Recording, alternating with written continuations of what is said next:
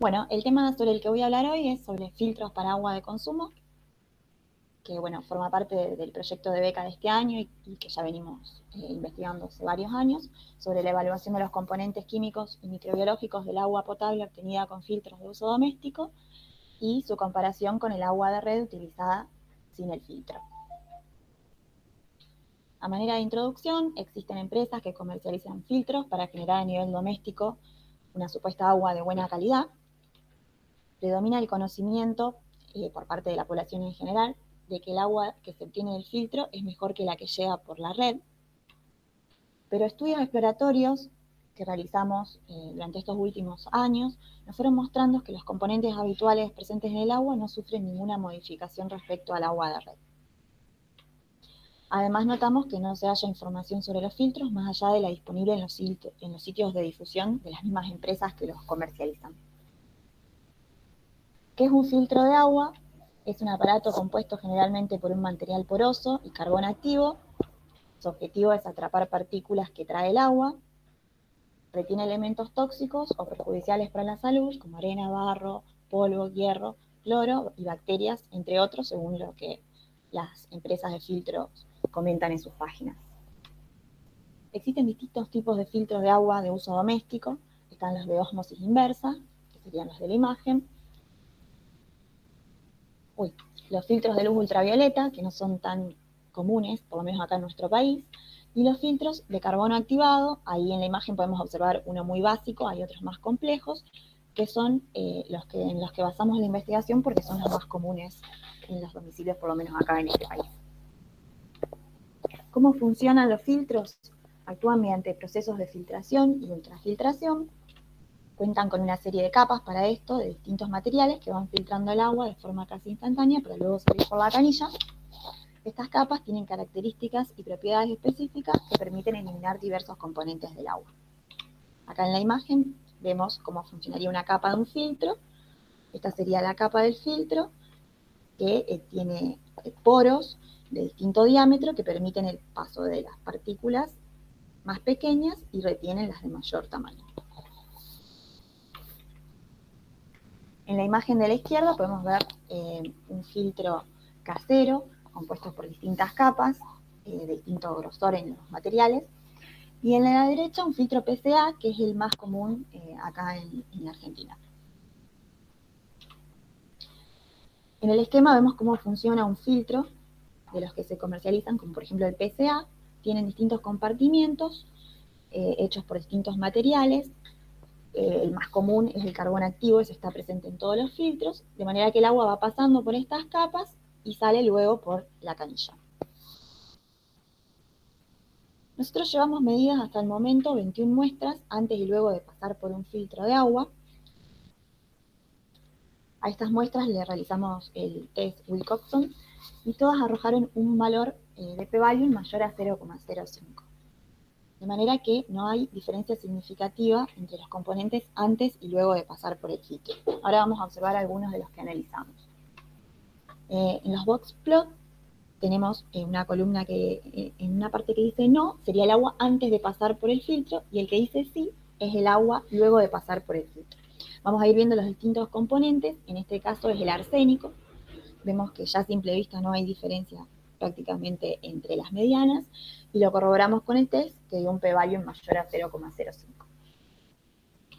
En el caso del fluoruro, al igual que el arsénico, no hay casi diferencia entre las medianas. El p-value dio un valor mayor a 0,05. Este gráfico corresponde al nitrato. Observamos lo mismo, con un p-value mayor a 0,05. En el caso del cloruro, al igual que los demás, un p-value mayor a 0,05. El fosfato incluso pareciera que hay más fosfato luego de pasar por el filtro, porque las medianas están bastante distantes. Sin embargo, luego de realizar el test, da un p-value mayor a 0,05, o sea que no hay diferencia significativa antes y luego de pasar por el filtro. Este gráfico corresponde al sodio, y observamos lo mismo, con un p-value mayor a 0,05 también. En el caso de los sólidos totales, lo mismo, un p-value mayor a 0,05. En la dureza total observamos lo mismo, con un p-value mayor a 0,05. Y en el calcio, al igual que los demás componentes, un p-value mayor a 0,05. Es la turbidez. Observamos los mismos que en los demás elementos, un p-value mayor a 0,05. De manera que no habría una diferencia significativa en los elementos que medimos hasta ahora, antes y luego de pasar por el filtro, que es lo que más o menos veníamos observando en los análisis que hicimos los años anteriores. Acá hay una tabla que muestra algunos elementos de mayor interés, que son los que presenté en Ciencia y Técnica: arsénico, fluoruro, nitrito, fosfato, cloruro, bueno, algunos por su implicancia para la salud, y otros como el fosfato, porque nos interesaba ver el tema sobre si el filtro es contraproducente para el crecimiento microbiano. Ahora lo vamos a ver más adelante. En la tabla tenemos el agua sin filtro, el agua antes de pasar por el filtro y luego de pasar por el filtro para los distintos elementos. Utilizamos la mediana y el rango. Y bueno, y el test, como vimos, el Wilcoxon test. Y para todos los elementos, fíjense que son bastante similares los valores antes y luego de pasar por el filtro, tanto de la mediana como del rango, no hay prácticamente diferencia. Y todo lo corroboramos, como vimos, con el Wilcoxon test.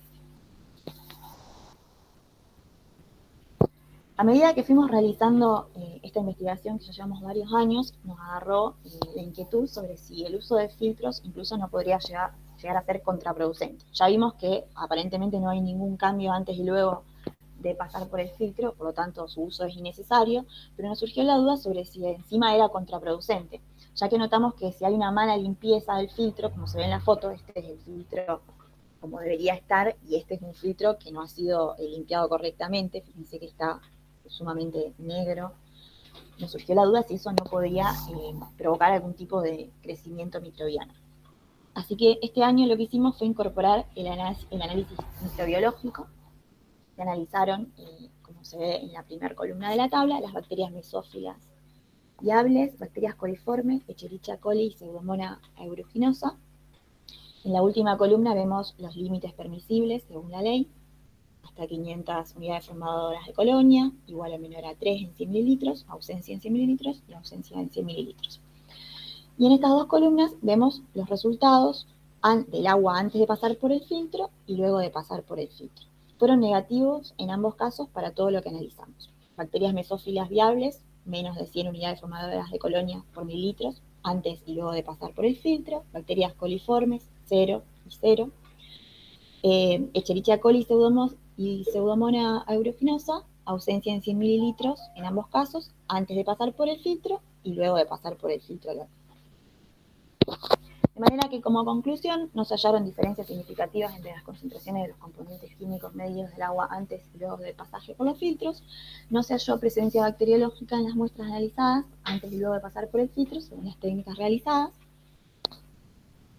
Y en cuanto a los pasos a seguir, vamos a hacer más pedidos de muestras de agua de filtros, ampliaremos la información incluyendo otras marcas y veremos cómo organizar y analizar la nueva información incorporada. También nos queda pendiente analizar el cloro antes y luego de pasar por el filtro, ya que lo hicimos solamente en las últimas muestras, todavía no tenemos suficientes datos como para poder incorporarlo. Eso es todo, muchas gracias.